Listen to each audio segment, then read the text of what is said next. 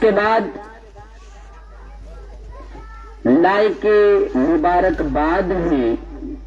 اس علاقے کے تمام لوگ، اس کے بعد جتنے بھی درسگاہوں کے مدرسین ہیں، منتظمین ہیں، معاونین ہیں، اور خاص کر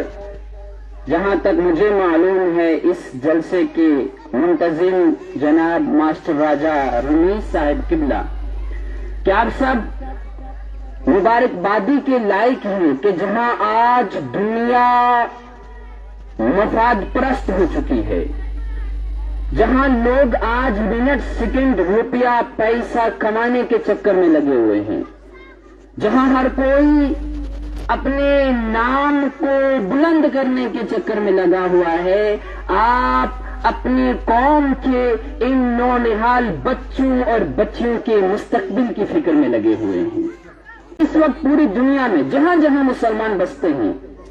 یہ ایک ہماری رسم ایمانی ہے، رسم اسلامی ہے کہ ہم اپنے بچوں کو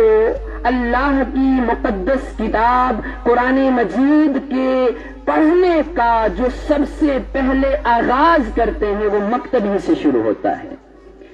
آج جہاں اس کرۂ ارض میں مسلمانوں کے بستیوں میں، مسلمانوں کے علاقوں میں، شہروں میں جہاں بڑی بڑی یونیورسٹیز کے چرچے ہیں، جہاں بڑے بڑے دارالعلوم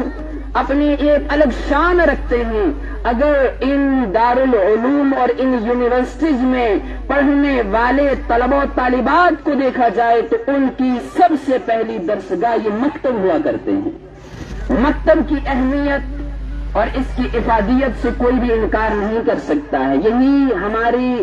آگے بڑھنے کی پہلی سیڑھی ہوتی ہے۔ اور میں نے جو یہاں آپ کے بچوں نے نعتیں پڑھی، تقریریں کی، تلاوت کی، ان کو دیکھ کر مجھے بہت خوشی ہے۔ ہم بہت سارے علاقوں میں جاتے ہیں، جگہ جگہ کے مکتبوں کو دیکھتے ہیں، لیکن جو انفرادیت ہم کو یہاں نظر آ رہی ہے، یقین مانیے ابھی تک میں نے یہ انفرادیت کہیں نہیں دیکھی ہے۔ اس پر میں آپ سب کو مبارکباد پیش کرتا ہوں کہ آپ اپنے اس مستقبل کے لیے جو فکر مند ہیں، اللہ تبارک و تعالیٰ آپ کو استقامت عطا فرمائے۔